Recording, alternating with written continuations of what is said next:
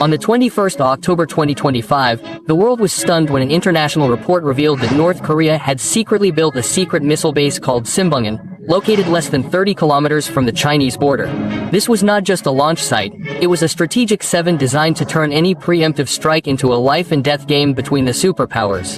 With the ability to hold up to 9 solid-fuel intercontinental ballistic missiles like the 18th, the Simbungan facility put all of East Asia and even the US mainland within range. But what really terrified Western intelligence was not the number of missiles but the geographical location. With just a few kilometers of error when attacking, US defense missiles could fly into Chinese territory. Pyongyang does not need superior technology, they just need cold calculation. Put the base close to the Chinese border, deep in the mountains, hide mobile launchers in the jungle and create a political shield that makes any attack group have the potential to fuel regional war.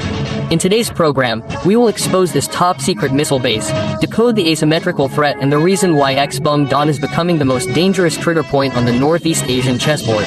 Please follow along.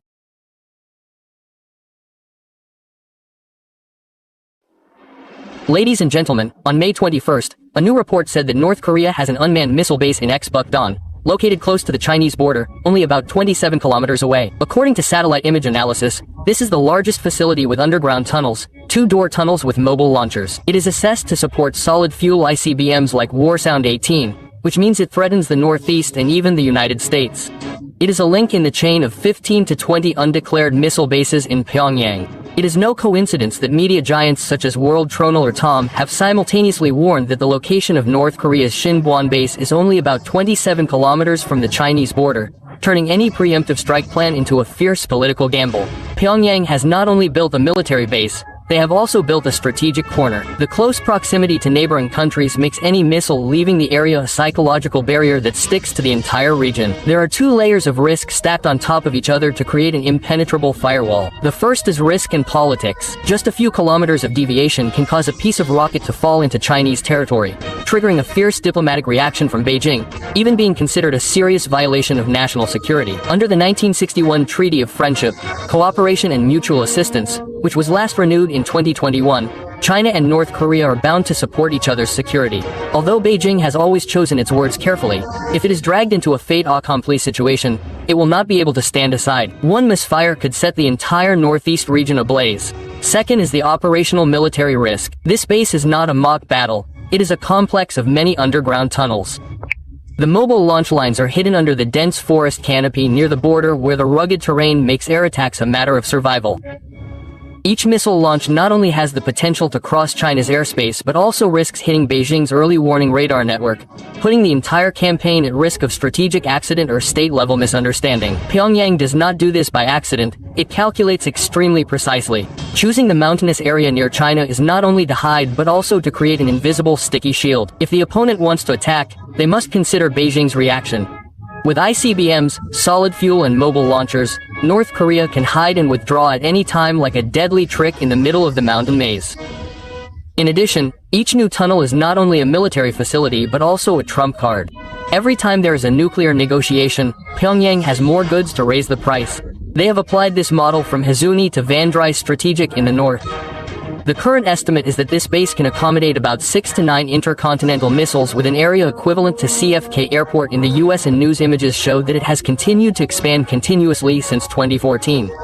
This is not just a launch point, this is a warning to the entire regional security situation. North Korea does not hide their main target, the United States. Each step forward in its missile strategy from solid fuel to mobile launch is aimed squarely at the ability to directly threaten the US mainland. Solid fuel ICBMs not only shorten preparation time but are also difficult to detect and intercept before launch. Reaching a base just over 27 square kilometers from the Chinese border makes the door to a preemptive strike almost closed. If a crisis occurs, the possibility of a successful launch is extremely high, and that is the scenario that the Pentagon is forced to consider. With analysis and assessment, if it is really possible to store 6 to 9 ICBMs at a single facility, North Korea can completely disperse weapons and set up multiple launch points, causing the U.S. missile tracking and defense network to overload. This changes Washington's entire strategic logic. Every military coercion plan now has to take into account the risk of a counterattack, and thus the cost of deployment is no longer a simple number. First, the direct cost of combat operations skyrocketed to overcome the enemy's rapid launch and immersion capabilities. The U.S. had to strike harder, strike repeatedly, mobilize reconnaissance, electronic suppression, and the entire electronic warfare framework to increase the probability of destruction. That meant more missions, more weapons, and thousands of dollars in additional costs. Second, protecting the rear and allies became a burden. The risk of Pyongyang launching a retaliatory strike against South Korea, Japan, Guam, and even the U.S. mainland forced Washington to raise the alert level to disperse bases, deploy Aussies-H warships, and aircraft to depart early. All of this was a huge expense to buy conditional safety. Third, with just a small probability for a nuclear response team, the expected cost was pushed up exponentially. When the scenario could cost millions of lives, any coercive decision needed to be accompanied by huge contingency packages. Even in peacetime, East Asian markets would be in turmoil, water supply chains would collapse, insurance premiums would spike, capital would flee, and governments would have to pump blood into their economies to calm the nerves. Fourth, the political question. Diplomacy would make coercive operations more expensive. A base nestled in China would make any attack run the risk of entangling Beijing, dragging China into a diplomatic crisis or worse. When the United States has to spend more on trilateral crisis management, the cost of preemptively striking a base is no longer an internal military matter. And finally, the legitimacy and consensus to strike North Korea would require the support of Seoul, Tokyo, and the U.S. Congress. Coalition building and cost sharing are complex political processes. If Washington mishandles them, the costs would be reputational, strategic, and alliance weakening, all of which leads to a chilling conclusion as North Korea's ability to retaliate becomes more credible. Thanks to solid fuel, mobility, underground, and the proximity to China, the cost of any U.S. coercive campaign is pushed to a level that cannot be ignored.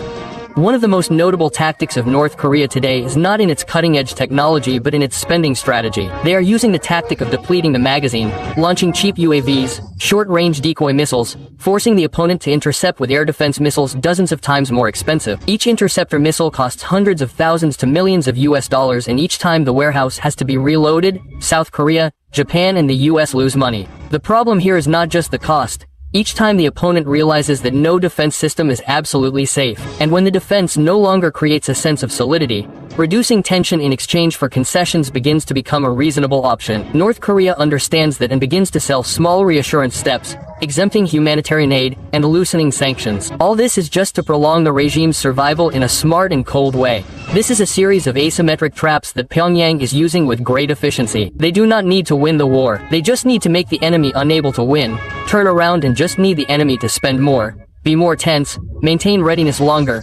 North Korea has won strategically by forcing Seoul and Tokyo to change their defense doctrine, to spend more on direct early warning of air defense. Pyongyang not only increases the value of both sides in negotiations but also affirms one thing: that you have had to live with my threats. North Korea knows that it cannot compete with the US, Japan, or Shaw in technology, but it has something that no air defense system can completely resist, which is the tactic of deceptive nets and bait. By launching a series of cheap UAVs, missile models, short-range artillery shells, etc., Pyongyang is forcing the enemy's radar and interceptor missile systems to operate at high power continuously. Each decoy missile costs only a few tens of thousands of US dollars but forces the enemy to fire millions of US dollars to hit it hard. The cost equation is always in Pyongyang's favor. However, all decoys must rely on the ability to deceive the enemy's sensors and classify targets.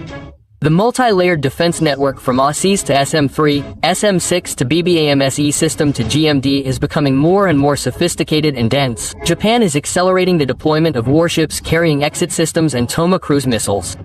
South Korea is upgrading its tripods, KAMD missile defense, and KMPR large-scale retaliation group. As a result, the probability of being hit is lower and Pyongyang has to take more risks if it wants to attack in a saturation attack. But the big question is why the US doesn't flatten the base like it did with Iran. The answer lies in the three words: underground mobility, near China. Unlike destroying Iran's fixed nuclear facilities, North Korea's Simba-Don base does not stand still to be attacked. The entire system relies on the mobile launcher T, which can be dropped into the tunnel, dispersed, and moved quickly before hitting the target. Any bombing plan will have to deal with the problem of an unstable target. The terrain is complex and, most importantly, only 27 kilometers from the Chinese border. Major agencies such as World Central, The Time, and Guardian have clearly warned that attacking here means the risk of violating Chinese airspace, and China, with a similar treaty in 1961, can consider it a serious destabilizing act.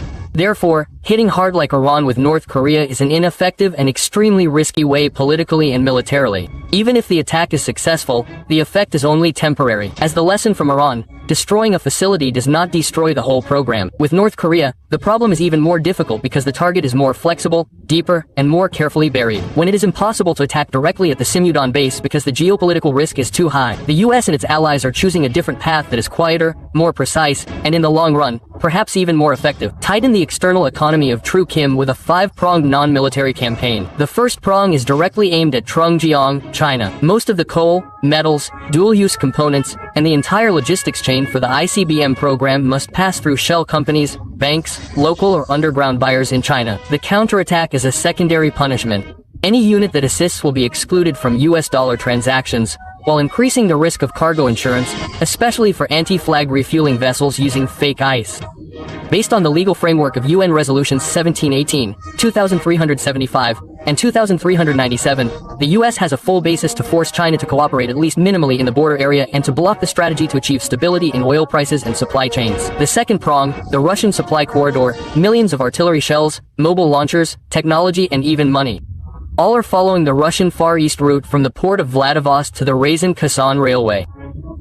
The Western strategy has attached a tag to each package. All transportation, finance and insurance activities related to North Korea will be traced back along the chain. Although Moscow can use alternative currencies and trade outside the squid system, if the US, Japan and the EU cooperate to narrow the space for maritime insurance, the value of transportation will skyrocket, causing the Russian axis to collapse due to costs. The third prong, oxygen at sea, does not need to fire a single bullet, does not need to chase ships like in the Cold War. The solution is to lock down the trade compliance network. Ships carrying coal, oil or other goods to relieve the famine of foreign currency for North Korea often use the trick of turning off ice and flagging to secretly refuel. Just require international registration, the payment and insurance system rejects ships with signs of fraud, the entire transport chain will be broken. Each shipment becomes riskier and more expensive, suffocating the tank without firing a shot. The fourth prong strikes the technical link before the missile is assembled. Solid fuel ICBMs require things that North Korea cannot yet produce entirely on its own. From precision bearings, oxidizers, and numerical control tools to composite fibers and positioning devices,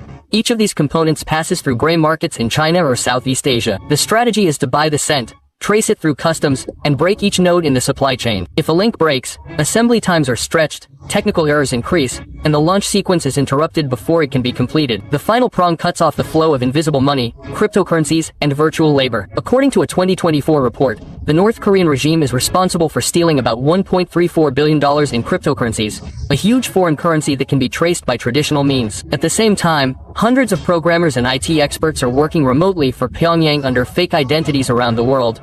The counterattack is to build a global firewall, forcing cryptocurrency exchanges to coordinate real-time address blacklists. The IT personnel segment shows signs of involvement, directly hitting Pyongyang's modern foreign currency earning machine. In the Northeast Asian strategic chessboard, sometimes the best way to play is to put the opponent in a difficult position, and that is the move the US is aiming for. No need to shoot, no need to confront directly, but to make China and Russia restrain themselves, calm down for fear of getting into trouble. The current situation is extremely sensitive. The Zudon missile base is less than 30 kilometers from the Chinese border.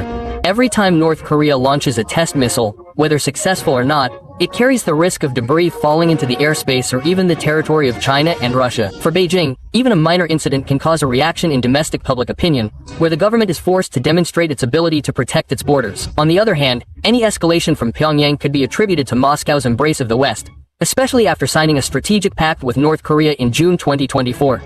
And that's just the surface. Going deeper, we see that the banking and shipping companies in Liaoning, the Chinese mainland and the Russian Far East that support Pyongyang's logistics chain are becoming vulnerable links. The US doesn't need to catch the West outright. Just a few secondary sanctions targeting shell companies, anti-flag ships, and local banks will make the entire border region raise its level of vigilance. The simple reason is that the cost of insurance capital for payment in US dollars has been pushed up so high that this region is more reluctant to get involved with Pyongyang than Washington wants. Russia is no exception. Since North Korea has deepened its ties with Moscow, any flow of weapons and ammunition from Pyongyang to Russia could be included in the existing anti-Russian sanctions framework. As a result, each shipment pays an additional risk tax, making cooperation more expensive and limiting Russia's strategy in the Far East. The more the two major powers are afraid and infected, the more they will seek to minimize the risk. China can tighten its bad connections from small banks, logistics companies such as Longtae to fraudulent ice ships. Russia must also consider setting red lines to avoid being linked, and that need to protect itself creates the perfect leverage for the US. If Washington is clever enough to make Russia's concerns about its actions to restrain North Korea, it will tighten its strategic space without having to attack Pyongyang. That is something President Donald Trump understands very well. He once tried to divide the dreamy world, Russia and China, to isolate Pyongyang, because he understood that once every dollar, every shipment, every packet of North Korean data had to pay a higher risk price, their negotiating price would also be slashed. That is the only way to suffocate sustainably. Trump 2.0 is no longer the Trump of the Singapore or Hanoi summits. When he captured the West, there was a picture, a loud statement. Now Trump no longer hits the West, he hits the vital nerve of the opponent, the economy and the implementation network. The most obvious difference is less diplomatic breakthroughs, more legal, financial and logistical tightening from the bottom up. In the Trump 2.0 era, the White House is not swaying with letters back and forth or fairy tale peace conferences. They open cases to tighten IT channels, cryptocurrencies and Chinese intermediary networks. From Vobok Bank to virtual money transfer companies, every point avoiding the embargo is illuminated with high power lights. There is dialogue, but it is not free. Trump declared that he is still ready to contact Mr. Kim, but no one in Pyongyang received the letter. Why? Because Washington does not exchange a large mission for a good photo. This is the version that Trump has experienced and learned from his first term. On the military side, China promotes the triangular alliance. B-52X is deployed regularly. The mechanism of sharing real-time missile warnings between the US, China, and Japan is accelerated. But the most special thing is that the sanctions no longer stop at the Ministry of Foreign Affairs or the military but go straight to the private sector. Washington leads the 25-nation conference to drag the PNI, listed banking inspection industry and the table to tighten ICE fake ships changing flags to transfer goods at sea without any naval ship leaving the barrier. Another group puts North Korea in the frame of sanctioning Russia. Every artillery case, every shipment from Pyongyang to Moscow is a reason to increase taxes. And so every link supporting North Korea is dragged into global financial legal consequences. More importantly, in 2.0, look directly at the trilateral relationship between Beijing, Moscow, and Pyongyang and understand that in this power game there are no permanent allies. China may have signed the 1961 Friendship Treaty, but if interests demand it, it will not hesitate to sacrifice North Korea in exchange for a more stable agreement with the United States. Kim Jong-un himself knows that well.